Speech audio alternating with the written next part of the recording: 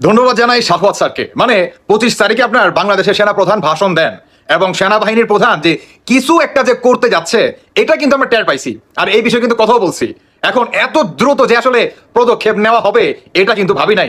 অন্যদিকে যাদের বিরুদ্ধে নাকি পদক্ষেপ নিচ্ছে বাংলাদেশের সেনাপ্রধান ওয়ার্কার, আপনার তাদের পাশা মনে করেন ফুইলা লাল হয়ে গেছে। বর্তমান এই অন্তর্বর্তীকালের সরকার কিংবা সমন্বয়কদের বিরুদ্ধে দ্রুত মনে করেন আপনার বাংলাদেশের কি বলে যে আইন আছে বা সেনাপ্রধান আছে তাদের বিপরীতে মনে করেন ব্যবস্থা নিচ্ছে। অন্যদিকে এই সমন্বয়কদের বিরুদ্ধে কিছু গ্রুপ এদের এগেনস্টে মনে করেন দাঁড়ায় গেছে। আরো পাওয়ার দাঁড়াবে, কি আরো মানুষও দাঁড়াবে, আরো পাওয়ারও মনে করেন আপনাদের এগেনস্টে মনে করেন দাঁড়াবে। পাওয়ার মানে কি? আরো আইনজীবী দাঁড়াবে, আরো জনসংখ্যা দাঁড়াবে। এই বৈষম্য বিরোধী নামে যারা নাকি বাংলাদেশটাকে প্রতিনিয়ত অস্থিতিশীল করছেন না, সবকটাকে ধরে আইনের আওতায় অবশ্যই আনা হবে। পালাবেন না, কি পালাবেন না কেউ।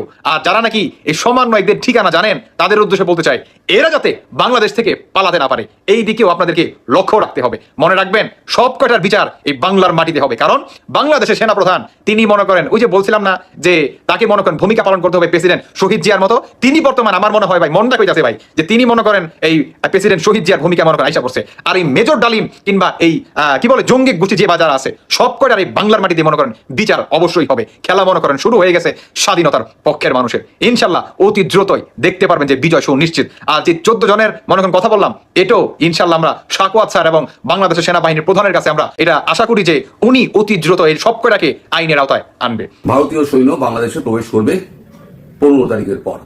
একের পর এক বয়ানবাজি যা হচ্ছে বাংলাদেশে, তাতে ভারত কিন্তু খুব একটা নিশ্চিন্ত নয়। এখন আমি এই কথাটা কেন বললাম যে সেকেন্ড উইকে হয়তো নেক্সট মান্থের সেকেন্ড উইকে হয়তো ভারতীয় সৈন্য প্রবেশ করতে পারে, কারণ যৌথভাবে একটা ঠিক হয়েছিল যে 23শে মার্চ শেখ হাসিনা বাংলাদেশে ঢুকবেন। সেনাবাহিনীর কর্তা কি তার ভাষণে বলেছিলেন? Free, fair and inclusive election. এখন যদি আওয়ামী লীগকে বাইরে রেখে নির্বাচন হয়, তাহলে আমি আগেও বলেছি আজও বলছি, তারপরে সেই নির্বাচনকে কেউ গুরুত্ব দেবে না, কোনো দেশই গুরুত্ব দেবে না এবং তাকে মান্যতাও দেবে না। তাহলে কথা কি হয়েছিল? আওয়ামী লীগকে ফেরাতে হবে। এখন ডিসেম্বরে যদি নির্বাচন ঘোষণা হয়, উনি যদি নির্বাচন চান, যেটা উনি বলেছেন, আমি বলেছিলাম 1.5 বছর, ডিসেম্বরে 1.5 বছর কমপ্লিট হচ্ছে, ডিসেম্বরের মধ্যে করতে হবে। তাহলে নভেম্বরে গিয়ে আর ডিসেম্বরে তো ইলেকশন হবে না। ইলেকশনের তৈরির জন্য মিনিমাম 6-7টা মাস টাইম দিতে হয়। এখন April, May, June, July, August, September, October, November, December, 8 মাস, 8 মাস কি 9 মাস। এই টাইমটা তো আওয়ামী লীগকে দিতে হবে, কারণ তার প্রচার কার্য আছে, তার অফিস সামলাতে হবে, তার সমস্ত কিছু দল ভেঙে চলে গেছে, তার একটু বেশি টাইম লাগবে। 1 বছর না হোক 8-9 মাস তো তার লাগবেই। এখন সেই সময় যদি শেখ হাসিনা যদি দেশে না ফিরতে পারে, তাহলে ইনক্লুসিভ নির্বাচনটা হবে কি করে? ইনক্লুসিভ নির্বাচন হবে না। তার জন্যই ঠিক হয়েছিল মার্চ মাসের শেষের দিকে, 3rd উইকে তিনি যাবেন। তাহলে ভারতীয় হচ্ছে সেকেন্ড অপশন কি? সেকেন্ড অপশন একটা হচ্ছে সেটা সৈন্যকে ভেতরে ঢুকিয়ে দাও। এবার এখন চট্টগ্রামের দিকে সমস্ত ইনস্টলেশন গুলো করা হচ্ছে আজকে সকাল থেকে, এবং প্রচুর সেনা পাঠানো হচ্ছে ত্রিপুরা বর্ডারে। আগে তো ছিলই, এখন ইনস্টলেশন গুলো করা হচ্ছে। সেখানে যেমন বিনাকার রকেটও আছে, সেখানে আর অন্যান্য জিনিসপত্র রয়েছে, সেগুলো আমি এখনো জানি না। ভারত বিশ্বাস করছে না, আশ্বস্ত হচ্ছে না। বিশ্বাস করছে না বলবো না, বিশ্বাস করেছে কিন্তু আশ্বস্ত হতে পারছে না। সেরকম কোনো পদক্ষেপ এখনো পর্যন্ত ওয়াকারুজ্জামানের কাছ থেকে পাওয়া যায়নি। 7 তারিখ অব্দি দেখা হবে। 8-এ যেটা দ্বিতীয় প্ল্যান রয়েছে সেটা করা হবে, যেটা ওনাকে সরিয়ে দিয়ে অন্য ব্যবস্থা করা সেটা করা হবে। তাতেও যদি না হয়, তাহলে 15 তারিখে 1 সপ্তাহ বাদে ইনভেনশনটা শুরু হবে। আজকের ভিডিওতে আমি এক্সপ্লেইন করে দেখাবো যে 5টি কারণে আওয়ামী লীগ ভালো ছিল। এইটা আমার কথা না, এইটা কিছুদিন পরে মানুষ কিন্তু বলতে শুরু করবে যদি এই 5টা কাজ অব্যাহত থাকে। দেখেন, এই যে গণঅভ্যুত্থানে শেখ হাসিনা সরকারের পতন ঘটলো এবং অন্তর্বর্তীকালীন যে সরকার আসলো, এখন এখানে একটা প্রশ্ন থেকে যায় যে সেটা হচ্ছে শেখ হাসিনা 15 বছর ধরে স্বৈরাচার বা ফ্যাসিবাদ ভাবে যে দেশ পরিচালনা করলো বা এককভাবে দেশ পরিচালনা করলো, তো দেশের জনগণ তো কিছু বললো না। এর কারণ হচ্ছে শেখ হাসিনা যে 15 বছর এককভাবে ক্ষমতায় ছিল, 5টি ওষুধ জনগণকে দিয়েছে। এই 5টা ওষুধ জনগণকে যদি না দিত, তাহলে কিন্তু শেখ হাসিনা 15 বছর ক্ষমতায় থাকতে পারতো না।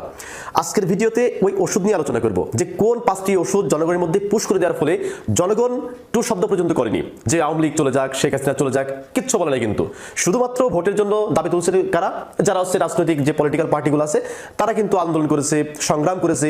কিন্তু এই আন্দোলনে মানে ভোটের জন্য অন্ততপক্ষে বাংলাদেশের কোনো মানুষ, একেবারে আম জনতা, অর্থাৎ 5ই আগস্ট যেভাবে নেমেছিল বা 5ই আগস্টের আগে যেভাবে মানুষ নেমেছিল রাস্তায়, ভোটের জন্য কিন্তু মানুষ এইভাবে রাস্তায় কিন্তু নামেনি। এর কারণ হচ্ছে শেখ হাসিনা 5টি ওষুধ জনগণের মধ্যে প্রয়োগ করেছিল, যার ফলে মানুষ নামার প্রয়োজন বোধটুকু মনে করেনি।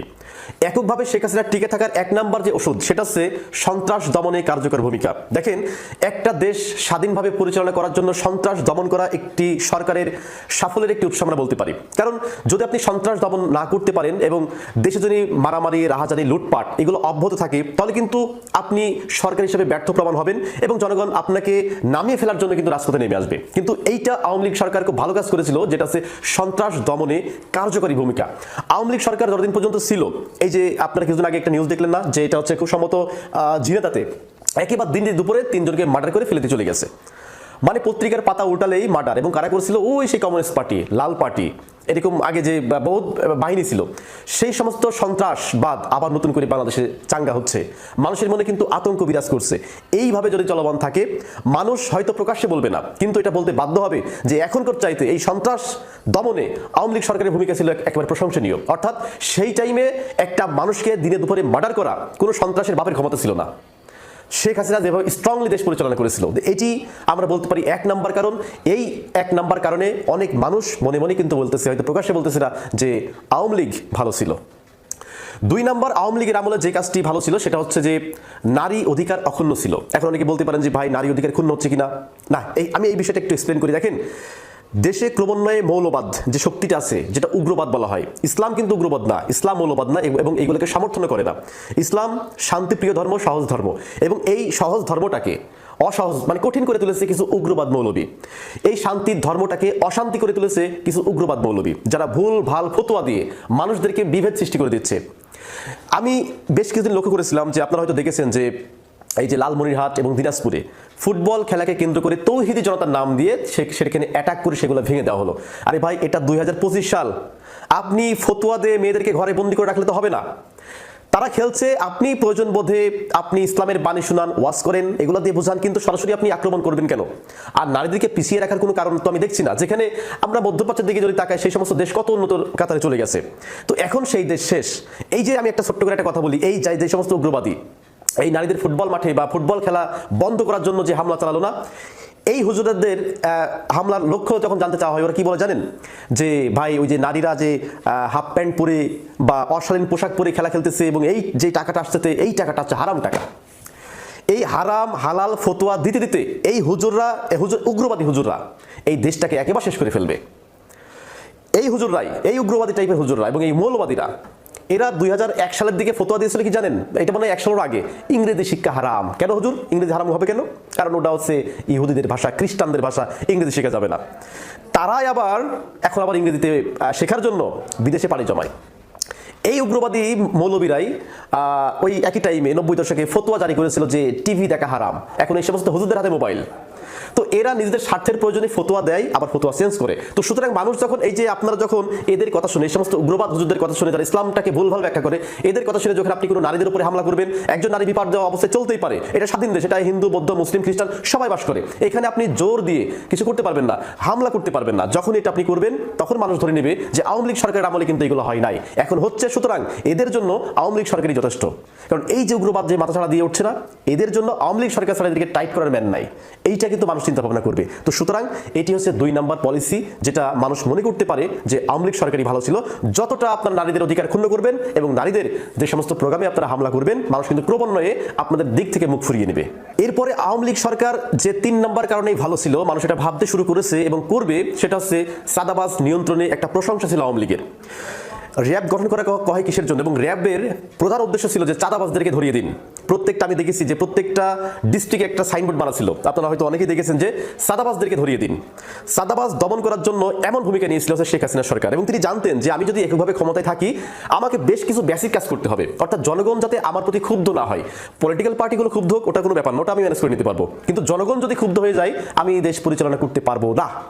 তো এই জন্য তিনি এই র্যাবকে এমনভাবে সাজিয়েছিলেন যাতে করে চাঁদাবাজ দেখা মাত্র এই র্যাবের ক্রস ফায়ার চলতো। কিন্তু আপনারা হয়তো ইদানিং দেখেছেন যে বিভিন্ন ফুটেজ দেখলাম, এক তরমুজ ব্যবসায়ী ব্যবসা করতেছে, তার কাছ থেকে চাঁদা না পেয়ে তরমুজগুলা কুপিয়ে দিচ্ছে, বাস থেকে চাঁদা না পেয়ে বাসের ড্রাইভার হেলবারকে মারছে। এরপরে আরো যে কত কাহিনী এই চাঁদা নিয়ে, যে জোর যার মূল্য তার প্রকাশ্যে রামদা হাতে অস্ত্র হাতে চাঁদা চেয়ে বেড়াচ্ছে। এই কাজগুলো আমরা কিন্তু প্রকাশ্যে আওয়ামী লীগ সরকারের আমলে কিন্তু দেখি নাই, এবং এটি আওয়ামী লীগ শক্ত হাতে কিন্তু দমন করেছিল। যেখানে চাঁদাবাজ সেখানে কিন্তু র্যাব প্রতিহত করেছিল, অন্যথায় ক্রস ফায়ার দিয়ে মেরে ফেলেছিল। কারণ এই সমস্ত চাঁদাবাজ একটি সরকারের জন্য হুমকি, সেটা হতে পারে যে কোনো সরকার, এটা আওয়ামী লীগ সরকার, বিএনপি সরকার কিংবা জামাতের সরকার।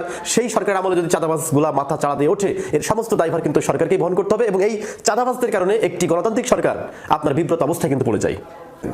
এরপর 4 নম্বর যে কারণটা মানুষ মনে করতে পারে বা মনে করছে আওয়ামী লীগ ভালো ছিল, সেটা হচ্ছে ইদানিংকালে হুজুরদের উপরে অনেক অন্যায় অত্যাচার হয়েছে, কিন্তু কখনো মাদ্রাসায় হামলা করা হয়নি। সম্প্রতি আমরা দেখলাম যে তামিরুল মিল্লাত একটি মাদ্রাসা, যেটা অনেক বড় একটি মাদ্রাসা, যেটি নাম করে একটি মাদ্রাসা, সেই মাদ্রাসায় সরাসরি হামলা, এটি অবশ্যই নিকারজনক একটি ঘটনা, যেটা বিগত সরকারের আমলে কিন্তু কখনোই ঘটেনি।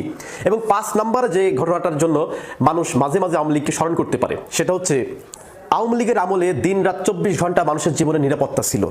বিশ্বাস করেন, আওয়ামী লীগের আমলে মানুষ শান্তিতে ঘুমাতে পারত। অন্ততপক্ষে এইটুকু আইন শৃঙ্খলার বাহিনী এতটা শক্ত অবস্থানে ছিল যে 999 কল করা মাত্র কিন্তু পুলিশ এসে হাজির।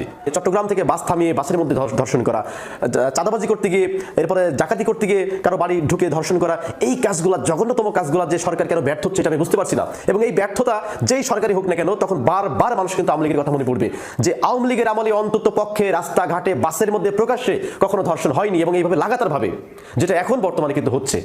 তো এই 5টি ঔষধ শেখ হাসিনা কিন্তু জনগণের মধ্যে প্রয়োগ করেছিল, যার ফলে জনগণকে শান্ত রেখেছিল। রাজনৈতিক পার্টিগুলো অশান্ত ছিল, পলিটিক্যাল পার্টিগুলো যতই অশান্তি সৃষ্টি করুক না কেন, এটা শেখ হাসিনার কাজ ছিল ডাজেন্ট ম্যাটার। কারণ তিনি জনগণকে শান্ত রেখে পলিটিক্যাল পার্টিগুলো অশান্তি করবে, তাদের উপরে বুলডোজার চালাবে। এক কথায় শেখ হাসিনা তখন দেশ এমনভাবে পরিচালনা করেছিল যে পলিটিক্যাল পার্টিগুলো বলুক যে আমরা সরকার চাই না, কিন্তু অন্তপক্ষে জনগণ যাতে নির্বাচনের জন্য মাঠে না নামে, অর্থাৎ তাদের যা যা দরকার সেই সমস্ত জিনিস, তাদের নিরাপত্তা দরকার, দিয়েছে, সবকিছু দিয়েছে।